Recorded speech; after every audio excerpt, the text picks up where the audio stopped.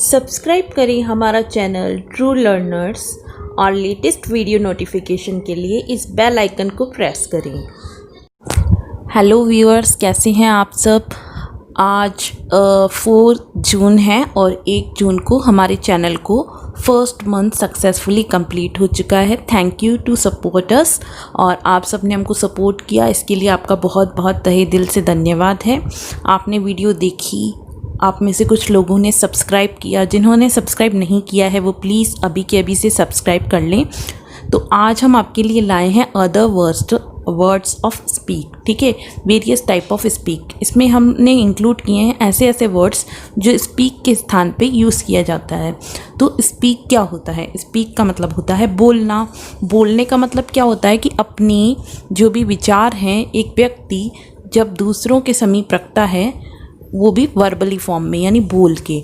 2 तरीके से इंसान अपने विचार दूसरों के समक्ष रख सकता है, एक तो बोल के और दूसरा लिख के।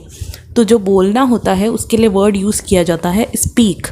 एक व्यक्ति बहुत तरीके से बोल सकता है, वो चिल्ला सकता है, वो रो सकता है, वो करहा सकता है, वो हकला सकता है, ठीक है, वो आपको कोई चीज़ बता सकता है, वो ऑर्डर दे सकता है, वो याचना कर सकता है, तो वो काफ़ी कुछ कर सकता है, ठीक है। तो ये सब एक तरीके से बोलने को ही डिफरेंट फॉर्म्स जो बोलने की हैं वही हैं। तो हम इन चीज़ों के बारे में ही सीखेंगे कि इन अलग अलग वर्ड्स को क्या कहा जाता है इंग्लिश में और कैसे इनका यूज़ सेंटेंस में किया जाता है। तो चलिए चलते हैं।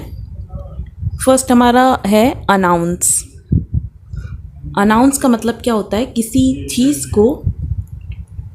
किसी चीज़ की इन्फॉर्मेशन बहुत सारे लोगों तक एक साथ पहुंचाना, ठीक है। जैसे कोई माइक पे कुछ अनाउंस करता है, उसी चीज़ को अनाउंस कहा जाता है। जैसे कोई प्रिंसिपल, कोई मिनिस्टर, ये चीज़ें जो अनाउंस करते हैं उसे अनाउंस करना कहते हैं। इसके लिए हम एक सेंटेंस बता देते हैं आपको। The principal announced about the sports week. The principal announced about the sports week. जो प्रिंसिपल है, प्राचार्य हैं, उन्होंने स्पोर्ट्स वीक के बारे में, खेलकूद सप्ताह के बारे में अनाउंस किया, ठीक है। तो अनाउंस का मतलब क्या हो जाएगा? किसी चीज़ को, किसी इन्फॉर्मेशन को बहुत सारी पब्लिक के सामने बताना, ठीक है। नेक्स्ट है आपका क्राई। क्राई का मतलब होता है चिल्लाना या रोना। रोने के लिए एक और वर्ड यूज़ होता है विप, WEEP, विप, ठीक है। और क्राई में चिल्लाना और रोना दोनों ही शामिल है, ठीक है। तो व्यक्ति कब रोता है? जब उसे कुछ हर्ट होता है, ठीक है, पेन होता है, internal as well as external, तब वो क्राई करता है। तो इसके लिए हम एक सेंटेंस ले लेते हैं। Rekha was crying due to pen.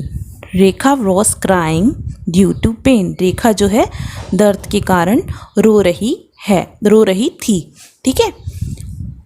तो क्राई का मतलब क्या हो जाएगा? रोना या चिल्लाना। नेक्स्ट ले लेते हैं। थर्ड है आपका एलेबरेट। एलेबरेट का मतलब होता है किसी चीज़ की व्याख्या करना, किसी चीज़ को एक्सप्लेन करना अच्छे से, ठीक है। Explain in detail. That example was elaborate by me, ठीक है। That example was elaborate by me. वह एग्जाम्पल मेरे द्वारा डिटेल में समझाया गया था, ठीक है। तो एलेबरेट का मतलब होता है किसी चीज़ को डिटेल में या विस्तार में समझाना। नेक्स्ट है आपका इंक्वायरी। इंक्वायरी आपने बहुत जगह सुना होगा, हॉस्पिटल्स में, स्कूल्स में, रेलवे स्टेशन पे, स्पेशली आपने रेलवे स्टेशन पे इंक्वायरी बहुत सुना होगा। इंक्वायरी का मतलब होता है किसी चीज़ की पूछताछ करना, कुछ आस्क करना किसी से, ठीक है। आस्क का मतलब भी पूछना होता है, तो कोई चीज़ को आस्क करने को हम कहते हैं inquiry. Please inquire about the fee before you take admission here. Please inquiry about the fee before you take admission here. यानी कि आप प्लीज़ कृपया करके इंक्वायरी कर लें फीस के बारे में एडमिशन लेने से पहले। तो इंक्वायरी का मतलब क्या हो जाएगा? पूछताछ करना। नेक्स्ट है आपका फिफ्थ इन्फॉर्म। इन्फॉर्म यानी कि किसी को कोई चीज़ की सूचना देना, ठीक है, किसी चीज़ की सूचना देना, कुछ चीज़ बताना, टेल, ठीक है। इंग्लिश में टेल वर्ड यूज़ हो जाएगा। I want to inform you about the weekly test of science. मैं तुमको साइंस के सप्ताह वाले टेस्ट की इन्फॉर्म करना चाहता हूँ। ठीक है, तो इन्फॉर्म का मतलब क्या हो जाएगा, किसी को किसी इंपॉर्टेंट चीज़ की सूचना देना। ठीक है, नेक्स्ट है आपका मेंशन। मेंशन यानी कि किसी चीज़ को सेंटर में लेके आना। ठीक है, किसी चीज़ को सेंटर में लेके आना, नज़र में लेके आना। ब्रिंग अप अ टॉपिक, किसी चीज़ को सेंटर में टॉपिक में लेके आना। तो इसके लिए आपका आंसर हो जाएगा, सेंटेंस हो जाएगा या एग्जाम्पल हो जाएगा, the teacher mention your name as a perfect student. The teacher mention your name as a perfect student. ठीक है, टीचर ने आपका नाम परफेक्ट स्टूडेंट के रूप में लिया। ठीक है, यानी कि सेंट्रली मेंशन किया। तो मेंशन का मतलब क्या हो जाएगा, किसी को सेंट्रली ब्रिंग करना। ठीक है, नेक्स्ट है आपका 7th आपका हो जाएगा मम्बल। क्या हो जाएगा, मम्बल। मम्बल का मतलब होता है बहुत ही सॉफ्टली बोलना, बट वो अनक्लियरली हो, मतलब उसे कोई सुन नहीं सकता क्लियरली। जैसे बहुत सारे लोग बोलते हैं धीरे से, तो उसको कहते हैं, ये फुसफुसाहट भी है, लेकिन फुसफुसाहट फिर भी थोड़ी क्लियर हो सकती है। मम्बल बिल्कुल ही अनक्लियर चीज़ को कहते हैं। Neha was mumbling so I was unable to understand. Neha was mumbling so I was unable to understand. ठीक है, नेहा मम्बलिंग कर रही थी तो मैं समझने में असमर्थ था। तो मम्बल का मतलब क्या हो जाएगा, बहुत ही धीरे से और बहुत ही अनक्लियरली, यानी कि बिल्कुल भी साफ नहीं बोलना। ठीक है, नेक्स्ट है आपका प्रे। प्रे यानी कि याचना करना। अब याचना ईश्वर से भी हो सकती है या किसी व्यक्ति से भी हो सकती है। ठीक है ना, स्पीक टू गॉड इसमें लिखा है, लेकिन गॉड के अलावा किसी और से भी याचना हम कर सकते हैं। The beggar praying to give him some food. The beggar praying to give him some food. जो भिखारी है वो प्रार्थना कर रहा था या याचना कर रहा था उसे कुछ खाना दे दिया जाए। ठीक है, तो प्रे का मतलब क्या हो जाएगा, याचना करना। नेक्स्ट है आपका रिप्लाई। रिप्लाई का वर्ड यूज़ होता है, यानी कि किसी ने आपसे कोई क्वेश्चन पूछा या अपनी कोई बात रखी और उसके बाद में वो अपना आपका व्यू चाहता है, आपका आंसर चाहता है, तो उस चीज़ को रिप्लाई कहते हैं। रिप्लाई यानी कि जवाब देना। ठीक है, आंसर करना।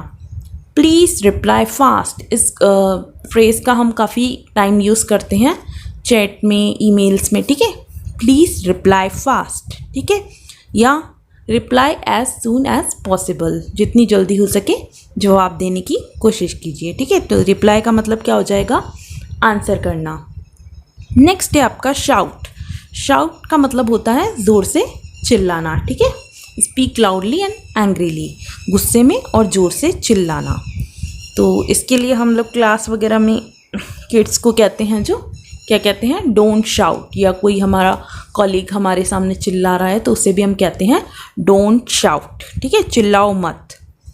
नेक्स्ट है आपका स्टैमर। स्टैमर क्या होगा, स्टैमर मतलब हो जाएगा आपका कोई व्यक्ति जब परेशान होता है, नर्वस होता है, तो जो अजीब तरीके से वो बात करता है नर्वसली, उसको हम कहते हैं स्टैमरिंग। ठीक है, वाई आर यू स्टैमरिंग, तुम नर्वसली क्यों बात कर रहे हो, स्टैमरिंग क्यों कर रहे हो तुम।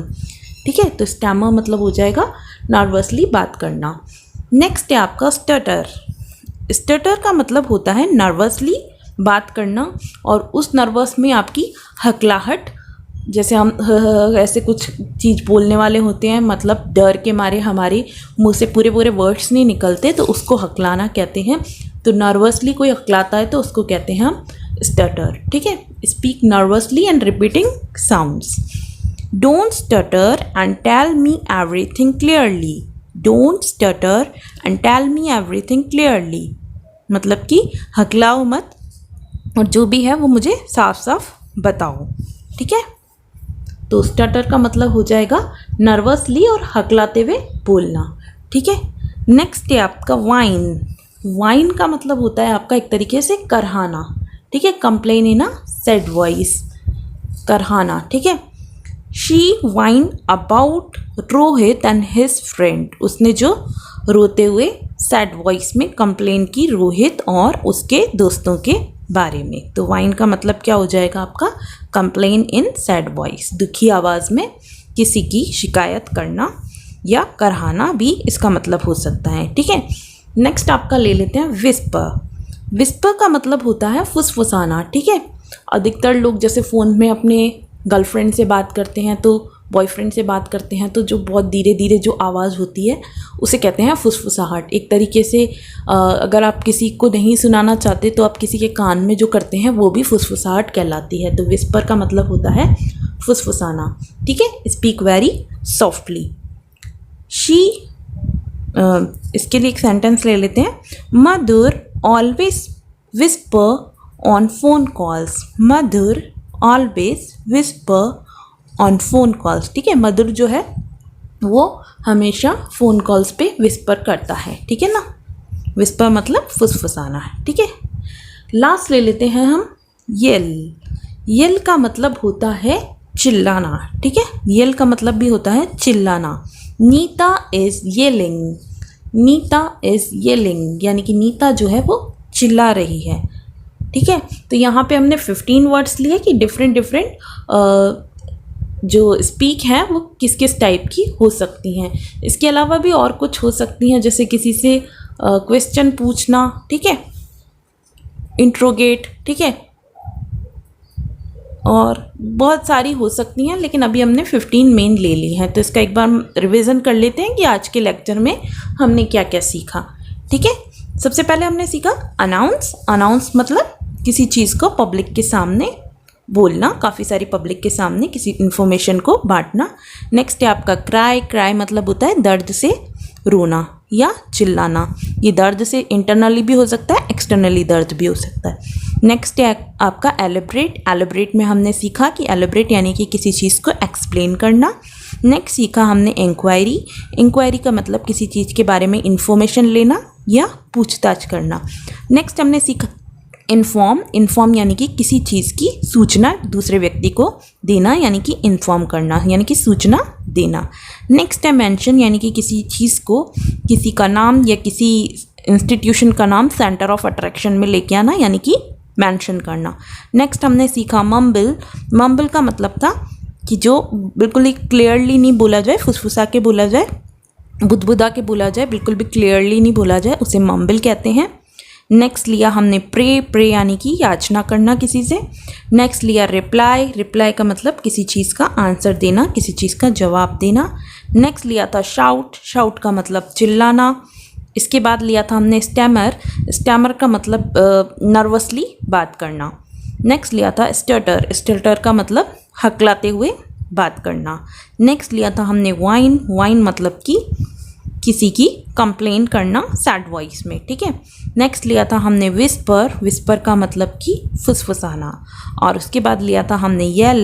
येल का मतलब कि चिल्लाना। तो इस तरीके से आपके 15 वर्ड्स हो जाते हैं जो स्पीक के ही अलग फॉर्म्स हैं।